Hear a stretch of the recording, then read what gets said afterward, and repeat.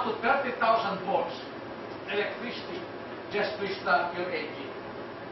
Your battery can only produce 12 volts. Where will you get the 30,000 volts? Can you imagine 30,000 volts? Yung meron ko, 220 lang volts, patay ka. Ito, 30,000 volts. Where will you get that? Ito, transformer ito, step up.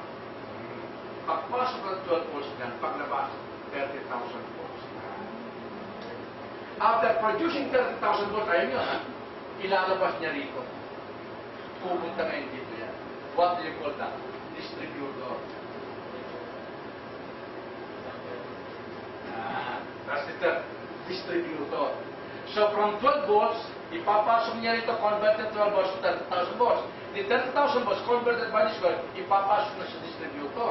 Oh, what's the purpose of the distributor? By the name itself, distributor. To distribute the 30,000 volts, iikot siya sa loob yan. Tapos ilalabas siya sa mga wire na ito. Yan, mga wire. We call this high tension wire. What's the end of this wire? Spark plug. Yeah. That's the core principal part. Spark plug. Yan dulo nito, spark plug. What's the purpose of the spark plug? By the name itself, spark plug. To spark, to ignite what? Air and gasoline mixture so the engine will run. Have you seen an engine that's open? Nakakita na ba kayo? Pagdodrawin ako ng makina. So you'll understand. Ang makina, ang kailangan may bilog na dito sa round this, we call this flywheel. Flywheel. Tapos may sigunya, camshaft. There. Tapos ng piston.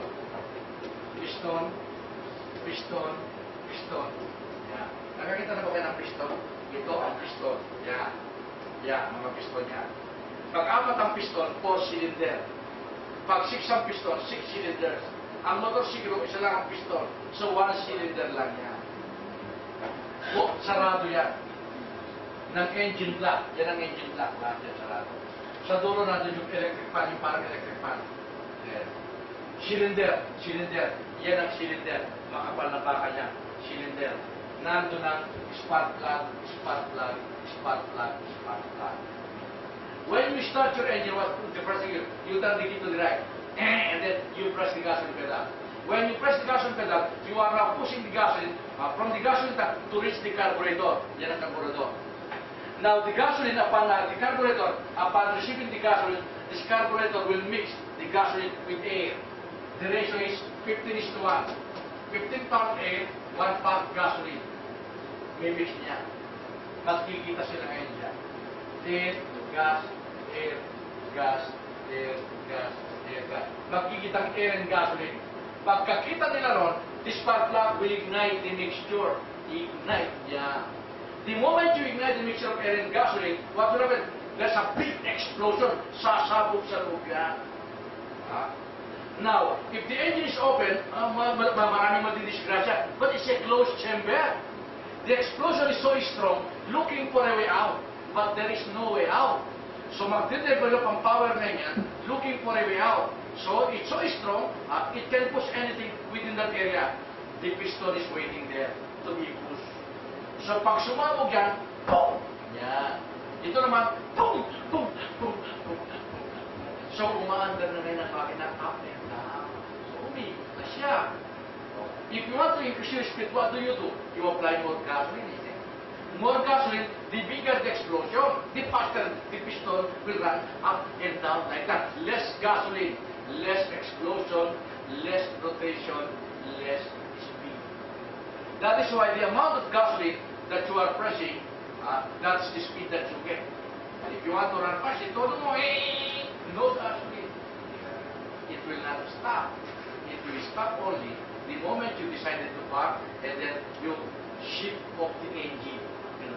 Pag inopen na yung susi, you are cutting electricity from the battery. So, pag na-off na yan, there is no more electricity to fire the mixture of air and gasoline.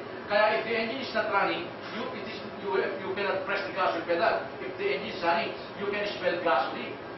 And yet, if the car is running, even if you keep on pressing the gasoline pedal, no, you don't smell gasoline. Because every single drop of gasoline that you are pressing is being burned by the chamber. And the excess pressure, may lalabas yan sa tambucho. may exhaust system. Parang tao yan. What is the engine of a human body? The stomach, the lungs, the liver, pumping 24 hours a day.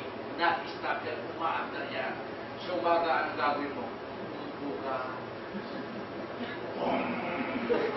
Magre-release ka.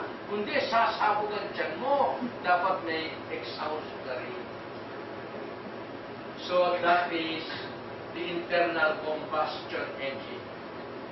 From the discovery of this engine, lahat na naging progressive na tayo. Before to go from one place to another, we use horses. The horse can only carry heavy loads, minor loads, 2 loads. And then they discovered the wheel. They were able to make cars. So instead of the horse on the front of the horse, it is the horse pulling the cart, carrying heavy loads. Out of that wheel, na-discover ito. We call this flywheel. Flywheel. The purpose of the flywheel is to balance movement, to balance rotation.